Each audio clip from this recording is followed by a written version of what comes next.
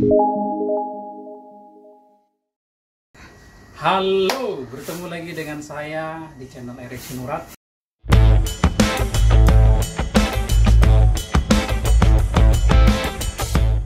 Oke, kesempatan kali ini saya akan coba berbagi informasi mengenai cara mengurus penggantian KWH Exim. Oke, karena sebelumnya saya sudah pasang di rumah ini PLTS on grid ya. Lalu berikutnya, supaya penggunaan PLTS on grid ini bisa maksimal, maka kita perlu melakukan upgrade atau penggantian KWH Exim. Oke, yang sekarang ada di rumah ini adalah menggunakan KWH meter berbasis token gitu ya. Oke, namun ya PLTS on grid tidak dapat menggunakan KWH meter seperti pulsa ini secara maksimal. Jadi kita harus ganti dan kita melakukan request ke PLN gitu ya untuk melakukan penggantian unitnya. Nah, tentunya untuk penggantian unit tersebut ada beberapa ketentuan yang dimintakan PLN sebagai dokumen gitu ya. Di sini ada beberapa persyaratan permohonan untuk mengganti KWH Exim atau KWH PLTS atap gitu ya. Maksudnya saya dapat persyaratannya ini salah satu dari kantor pelayanan di daerah Jakarta gitu. Saya tidak tahu nanti kalau misalkan di daerah ini apakah itu sama gitu. Di sini yang pertama itu adalah persyaratannya form Permen SDM ya, permen maksudnya peraturan menteri, form peraturan menteri SDM. Yang kedua, fotokopi KTP pemilik. Yang ketiga, fotokopi NPWP. Yang keempat, fotokopi modul PLTS atap. Yang kelima, fotokopi sertifikasi inverter. Yang keenam, sertifikasi PLTS atap. Yang ketujuh, SLO atau surat laik operasi.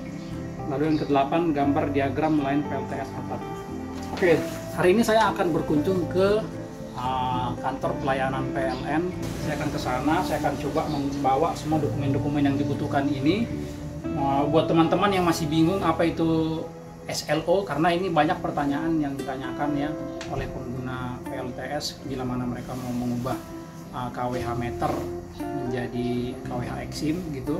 Nah, itu SLO itu adalah persyaratan yang wajib untuk setiap request ya ketika mengajukan penggantian KWH Exim ke PLN. Oke, dan teman-teman yang penasaran bagaimana cara mengurus SLO, jangan lupa like dan subscribe, tetap ikuti channel ini karena saya akan membagi informasi tersebut di video berikutnya. Oke, sekarang saya akan jalan ke kantor pelayanan PLN. Nanti kita akan lihat bagaimana situasi dan kondisi di sana, apakah persyaratannya serupa atau ada beberapa yang dimodifikasi. Oke, sampai jumpa di kantor pelayanan PLN yang ada di Marunda. Oke, kawan-kawan sekalian, saya sudah sampai di PLN, di kantor PLN ya. Saya sedang menanyakan kelengkapan dokumen apa saja yang dibutuhkan untuk penggantian KWH meter Exim gitu ya, karena kan kita membutuhkan KWH Exim tersebut agar bisa diekspor ya ke PLN untuk kelebihan energi yang dihasilkan setiap hari dari PLTS berbasis on grid. Oke, ikuti terus perkembangannya, jangan lupa like dan subscribe. Oke, mari kita lanjut kembali. Di sini setelah saya menyerahkan dokumen persyaratan yang dibutuhkan untuk penggantian KWH Exim, berikutnya pihak PLN sudah memberikan form yang harus diisi. Ya, di sini ada formnya, aplikasi permohonan layanan khusus net metering fotovoltaik. Oke, apa yang ada di form tersebut? Di form tersebut adalah permohonan layanan PF rooftop, lalu lokasinya di mana, tanggal dioperasikannya kapan, lalu daya daripada solar panel itu seperti apa spesifikasinya maupun inverternya gitu ya. Lalu Kalau misalkan ada sertifikatnya juga dilampirkan untuk sertifikatnya. Oke, lalu berikutnya setelah itu nanti akan ada tanda tangan dan permohonan, nama pemohon gitu ya. Lalu berikutnya juga di sini ada 2 form ya, kurang lebih formnya sama gitu ya isinya, informasinya. Jadi itu diisi oleh si pemohon. Lalu di sini juga disertakan contoh diagram 1 garis ya. Diagram 1 garis. Nah, ini contoh diagram 1 garis. Tinggal disesuaikan aja ya sama lokasi teman-teman sekalian itu seperti apa. Lalu nanti di bawahnya itu di akhir daripada lembaran ini akan dimintakan tanda tangan serta materai ya. Jadi materai, lalu berikutnya ditanda tangan. Oke, kurang lebih seperti itu. Setelah saya mengajukan semua dokumen persyaratan yang dibutuhkan, lalu setelah dokumen diajukan, mereka memberikan form untuk diisi, sudah saya isi ya. Ini sudah saya isi. Sekarang kita akan coba tanda tangani ini dengan diberikan materai gitu ya. Oke, ikuti terus perkembangannya. Oke, kita lanjut lagi teman-teman. Dari tadi saya merekam menggunakan masker, jadi suaranya kurang maksimal ya, mohon maaf. Sekarang saya sudah di luar.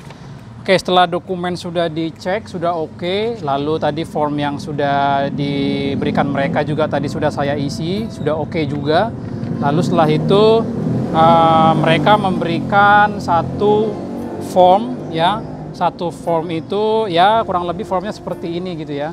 Jadi formnya itu isinya adalah persetujuan dari pihak PLN bahwa perubahan meteran menjadi KWH Eksim gitu ya, itu sudah disetujui dengan syarat melakukan pembayaran ya, pembayaran non taklis ya. Jadi ada nomor pembayaran yang dituliskan di di form ini, lalu itu bisa dibayar di bank, di Alfamart, Indomaret gitu ya. Yang jelas ya ditujukan kepada pihak PLN dengan non taklis ya ininya, jenis pembayarannya.